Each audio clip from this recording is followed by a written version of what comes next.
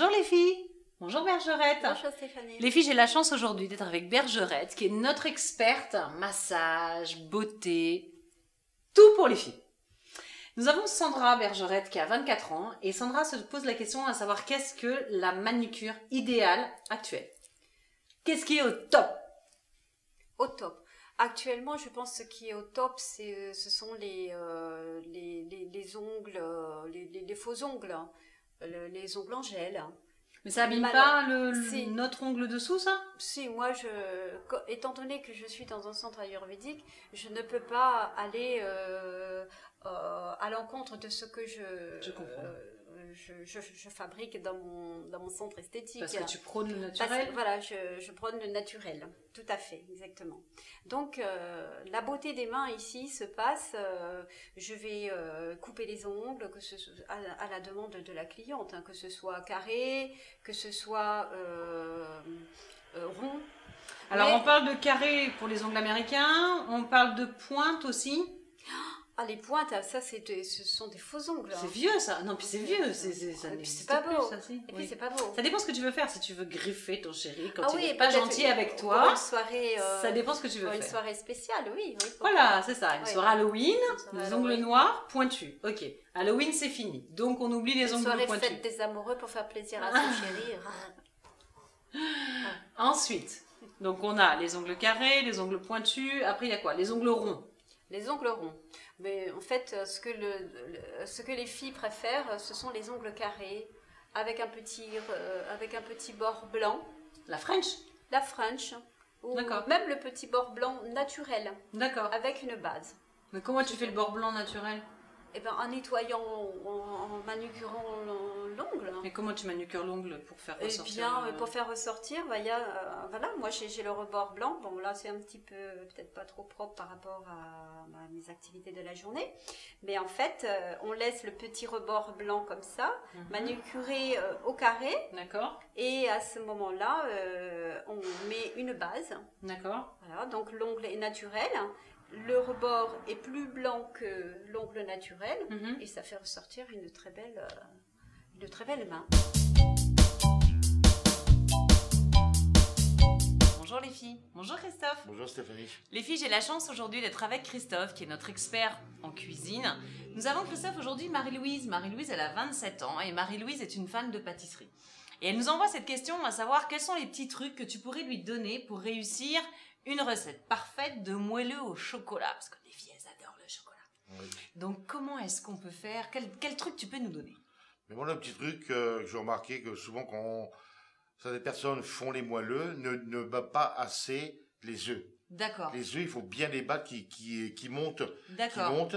Et c'est ça qui donne l'aérien au moelleux. La mousse, en fait. Voilà. D'accord. Et comme ça, le moelleux, il est bien léger. Et faire très attention à la température du four.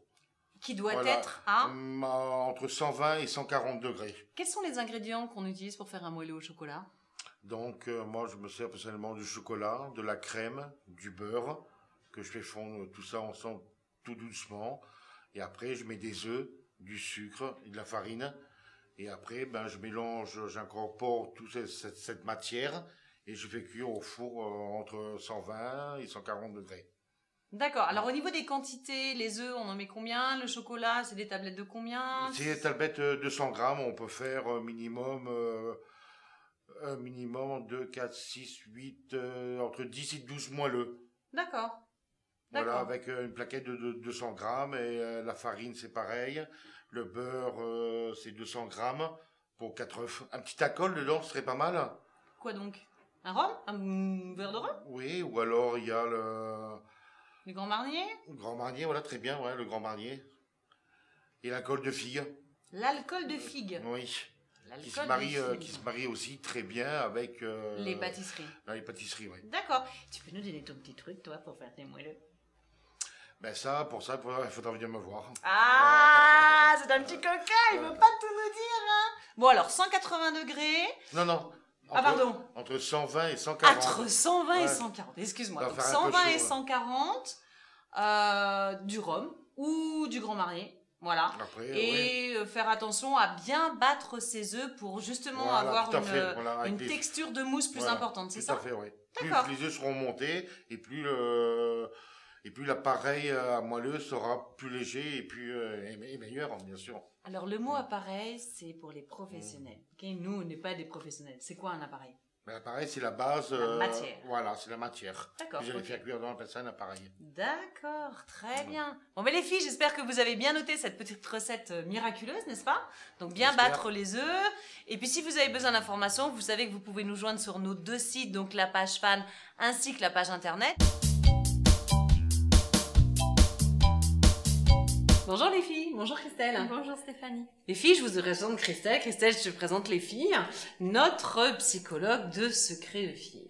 Christelle, nous avons Justine. Justine, elle a 35 ans, ça fait 10 ans qu'elle est avec son chéri. Et en fait, elle a plus envie de faire l'amour avec lui. D'accord. Et bah forcément, lui, il se pose des questions. Il comprend pas, il le prend pas forcément très bien.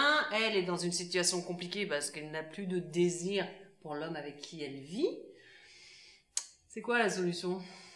Alors la solution, c'est d'en parler, vraiment, de pas rester dans le silence qui permet à l'autre de tout imaginer, et puis ne plus avoir envie, ça peut arriver. Ça veut pas dire forcément qu'elle ne l'aime plus. D'accord. Ça peut être un passage parce qu'elle est fatiguée, Oui. parce qu'elle a des soucis. D'accord. Ça peut être aussi parce que il s'est passé quelque chose entre eux récemment qui fait que du coup elle lui en veut. Et forcément tout ça émotionnellement, ça implique que on est moins disponible pour avoir des moments intimes avec son chéri. Donc dans ces cas-là, clairement le lui dire. Et puis si toutefois elle sent que les sentiments ne sont plus là, si c'est vérifié depuis quelque temps qu'elle ne l'aime plus, c'est pareil, il faut pas rester dans le silence.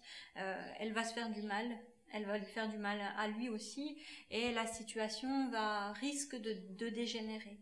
Alors que si elle en parle, elle se sentira déjà beaucoup plus à l'aise avec ça. Et puis ça lui permettra peut-être de retrouver l'envie, parce que peut-être que lui il aura envie d'essayer de nouveaux trucs pour la séduire, de la reconquérir, et c'est peut-être ça qui manque aussi. Le jeu de la séduction. Ben oui, la petite flamme qui vacille et qui est plus au bout de 10 ans, plus très active. Donc il est peut-être temps aussi pour tous les deux de retrouver une harmonie, des envies communes. Et ça peut arriver au début d'une relation? Ça peut arriver à tout moment. Oui, ça peut arriver à tout moment. Complètement. Ça arrive aux hommes aussi de ne plus avoir envie de... Ça arrive aux hommes. Et je crois qu'ils en sont même encore plus mal quelquefois. C'est vrai. Ah oui, parce que c'est ce côté très masculin. Complètement. L'homme qui n'assure pas, c'est ça? Ça casse la virilité. C'est ça. C'est pas forcément évident à vivre. C'est ça. Tu vois, Justine, ton cas n'est pas désespéré. Ça arrive. Il faut juste... Je pense que le mot qui revient, c'est vraiment la communication. C'est ça. C'est ça. C'est C'est vraiment le lien commun dans un couple, de toute façon. oui. C'est le mot qu'on utilise très très souvent et... Quand il n'y a plus de communication, il reste plus grand-chose finalement. C'est ça. Alors Justine, à toi de jouer. Explique-lui et puis ça ne peut que très bien se passer. Merci beaucoup Christelle. À bientôt les filles. Salut.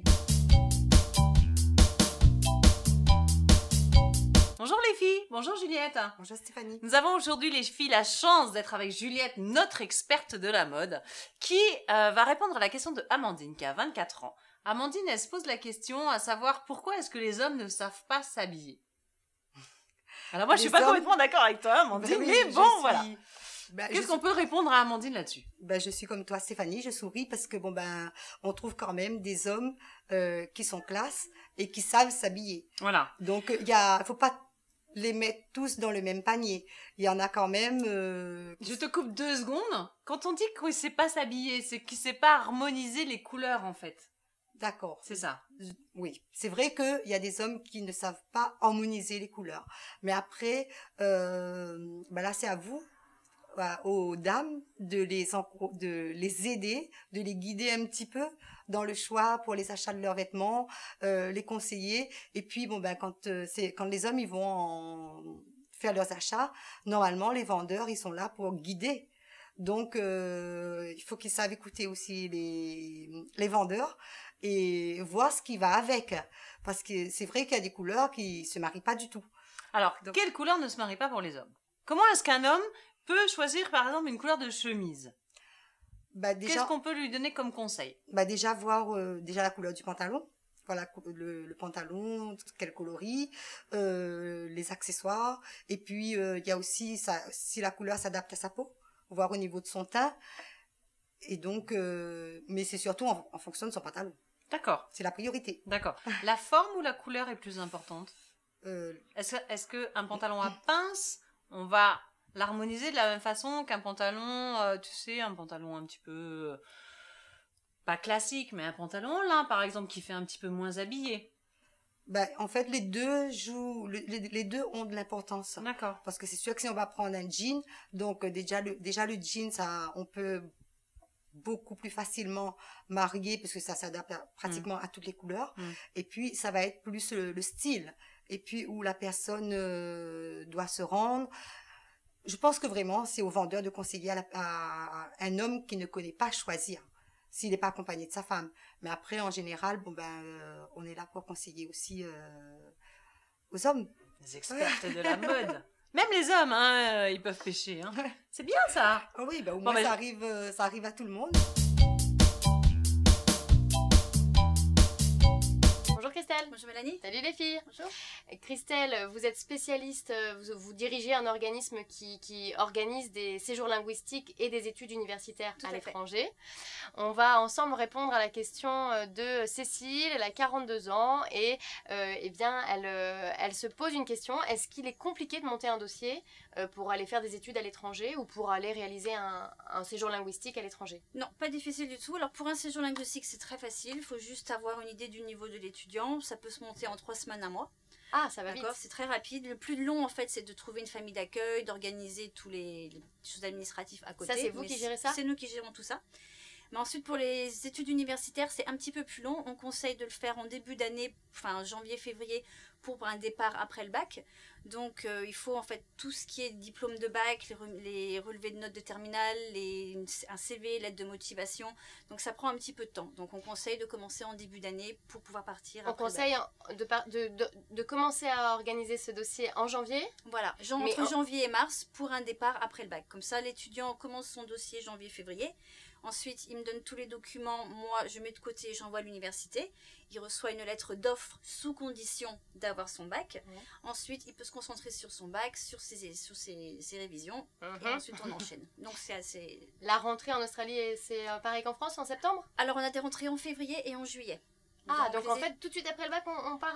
Non, alors les étudiants passent leur bac en juillet. Ensuite, ils ont la remise à niveau en anglais dont on parlait. Oui. Et ensuite, ils rentrent en février en université. Donc en général, il rentre en février. Voilà. La rentrée de juillet, ce sera pour les locaux alors.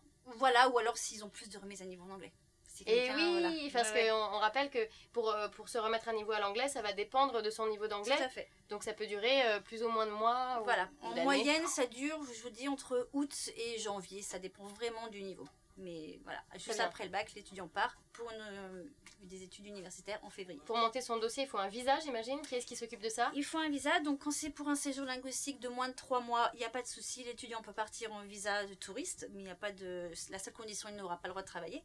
Sinon, pour un visa étudiant, on s'en occupe, donc c'est assez rapide. Il faut avoir le certificat de scolarité de l'école qui est fourni une fois que le dossier est terminé. Mais tout ça, c'est nous qui nous en occupons, il n'y a pas de souci. Et avec un visa étudiant, on peut travailler, on On peut peut faire un petit job d'étudiant? Oui, bien sûr, on peut travailler jusqu'à 20 heures par semaine.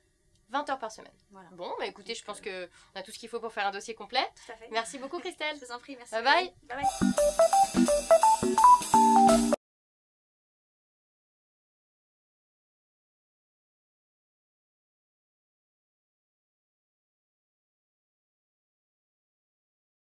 bye.